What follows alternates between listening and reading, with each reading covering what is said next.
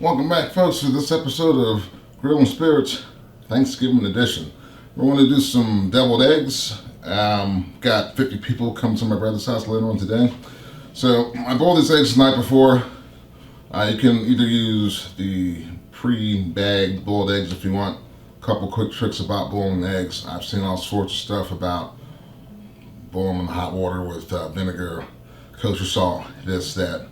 I find the best method for me, set them in cold water, cover them up, get them to a rolling boil, time for 8 to 10 minutes, turn them off, drain the water, and then hit them with cold water out the faucet. Change the water a couple times, go through, crack all your eggs, change the water 2 more times, and that allows that membrane to kind of come loose away from the shell, so that you're not getting sticky broken eggs. Nothing is 100% foolproof, but that's what works for me. So, anyway, in this pot here, I've got the Cuisinart back out. So what we're going to do is just take these eggs here, cut them in half. And I'm just going to drop the yolks inside of the Cuisinart. One of the nice things about deviled eggs, there's a lot of different ways of doing them, and you have a method that works for you, that you like. I always believe in trying different stuff, different techniques, different methods. I'm just going to set these in here for right now. That will not be our final serving tray.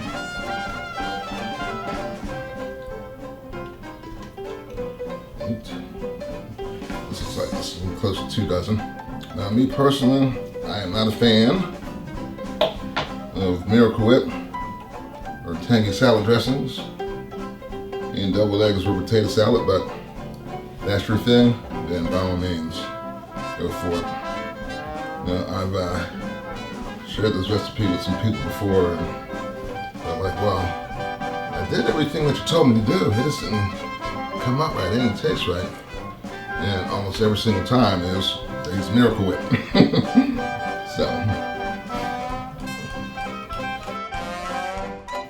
So just like all my potato salad recipes, all my deviled egg recipes are savory type of fare. What's else one there?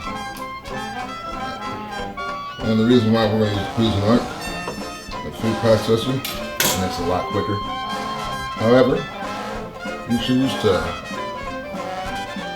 do it in a bowl or however you do it, that's fine. Let's get the rest of our eggshells over here for right now. This recipe is not super complicated, but I do use some fresh herbs. I'm going to do a chiffonade cut, so our technique, basically roll it up.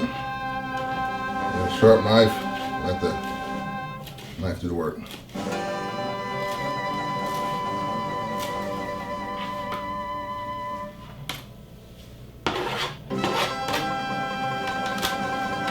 Next thing I'm going to do is use some fresh dill. You can use dry herbs if you want, but the fresh, this really gives it a pop. So what I'm going to do is get these big stems out the way. Don't need those.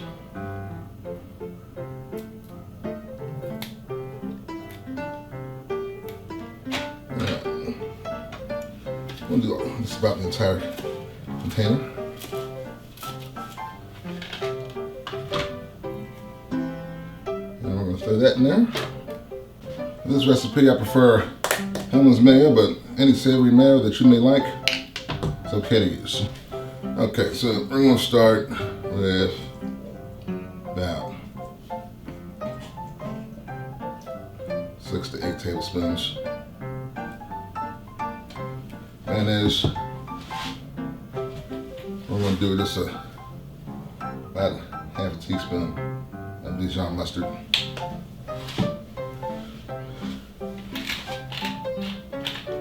Black pepper to taste. And just a pinch of salt. Don't need too much. Alright, let's get our top here. And this we do want to puree down.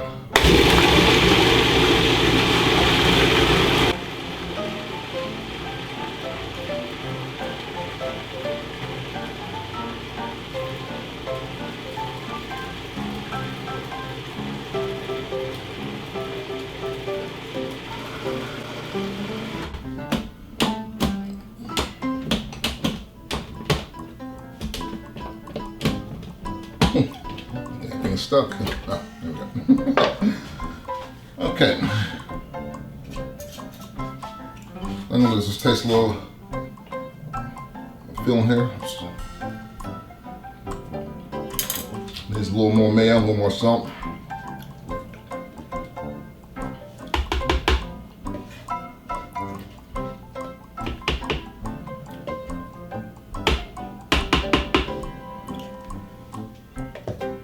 Add about 3 more tablespoons, sorry, mayonnaise of that.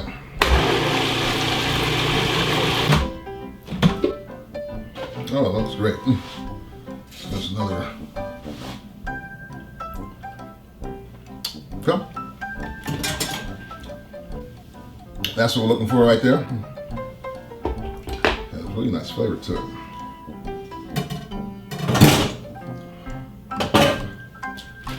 If you have a fancy pastry bag with all the little attachments and stuff like that, go for it. Today, since I don't have one of those, we're going to use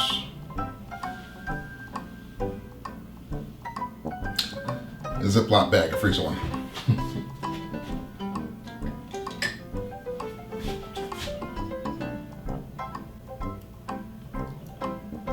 And if you have someone who can assist you with this, it really helps. But since I don't, here's what we're going to do. Alright. I'm going to improvise. And set my gallon bag inside my blender. Okay. That part's done.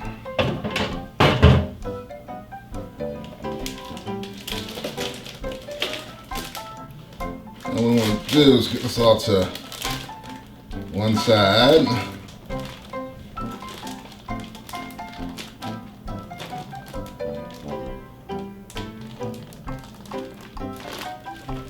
Try to get as much of the air out.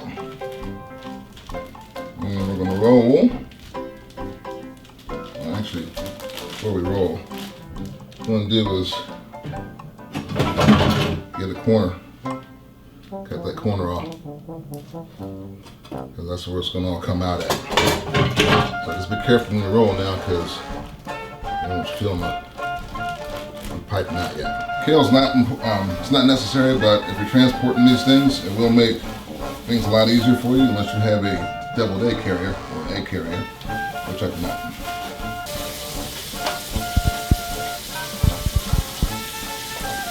It's going to look pretty cool when we're done too.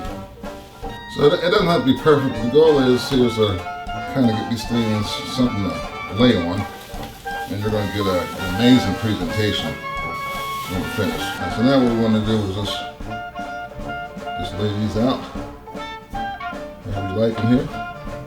And I would suggest doing this part here before you fill them. Because this way they're already going to be set, and you won't have fingerprints and thumbprints on your nice filling. And you can just press some of this down in place. And like I said, this kale will do a great job holding everything in place.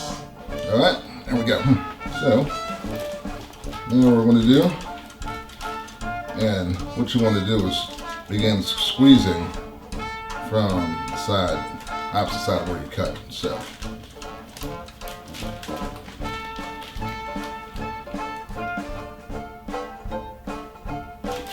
and keep working the mixture up. Goes in. Alright. Some less of that. And that's what we're looking like before we top off. back to the old. Once again, you can either use smoked paprika or regular paprika, whatever your choice. I'm using the regular here. And there you go, folks. That's the finished product here. Please like and comment below, or shoot me an email if you got any questions. Thanks for joining, and I hope you enjoyed the recipe.